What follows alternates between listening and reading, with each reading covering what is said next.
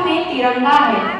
वो देश जो कभी सत्यम शिवम सुंदरम, कभी वंदे मातरम और कभी पंजाब सिंध गुजरात मराठा द्रविड़ उत्कल गंगा है।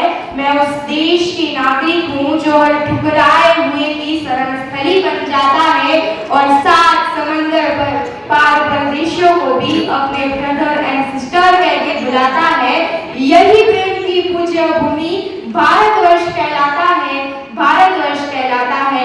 नमस्कार, मैं जयनिशा और आज सच्ची देशभक्ति एवं राष्ट्र प्रेम के उपलक्ष्य पर अपने कुछ विचार आपसे साझा करना चाहूंगी।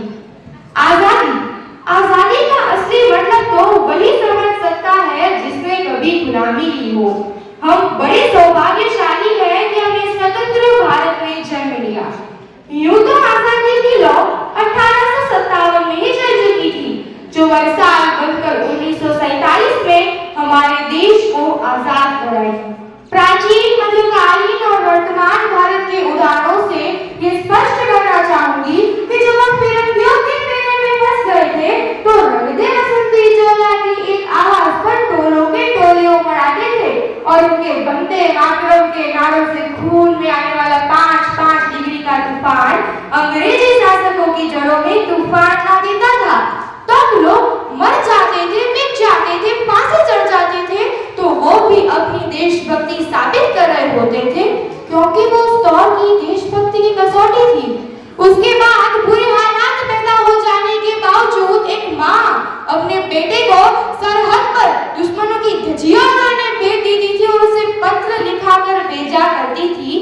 अम्मा ने खत लिखा है बड़े ही चाव से, पुत्र मेरे ना घबरा जाना, 1 इंच भी पीछे न हटना, चाहे इंच इंच कट जाना, चाहे इंच इंच कट जाना। इस तरह पूरा परिवार अपनी देशभक्ति साबित कर रहा होता था।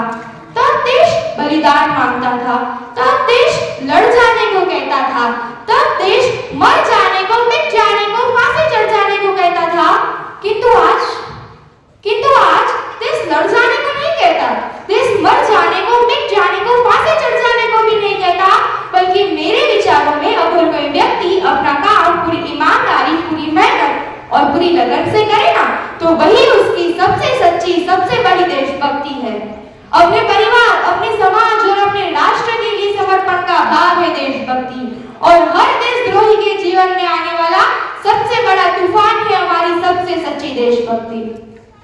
मजदूर को मजदूर समझ मजबूर नहीं, गरीब को काम दीजिए, दान नहीं, और अगर दान देने के इच्छुक है तो जीते जी रक्तदान दीजिए और मरने के बाद अंगदान देकर मरते हुए को जीवन दान दीजिए। यही सच्ची देशभक्ति और यही सच्चा राष्ट्र प्रेम है। I being an Indian, I being a student, I being a symbol of this motherland and feel proud to be an Indian. मैं सैल्यूट करना चाहूंगी सरहद पर दिन रात हमारी रक्षा के लिए खड़े हर उस जवान को, इस देश के पुलिस, प्रशासन और किसान को, और हर उस व्यक्ति को जो अपना काम पूरी ईमानदारी, पूरी मेहनत और पूरी लगन से करते हैं, क्योंकि वही उनकी सबसे सच्ची, सबसे बड़ी देशभक्ति है। अंत में मैं सिर्फ इतना कहना चाहूंगी कि मालिक तेरी रजा रहे और तू ही तू रहे, बाकी न मैं रहूं न मेरी आरज़ू रहे, जब तक की तनों में, जान रगों में लहू रहे, तेरा ही जिक्र और तेरी ही जुस्ताजू रहे। जय हिंद, वंदे मातरम, भारत माता की जय।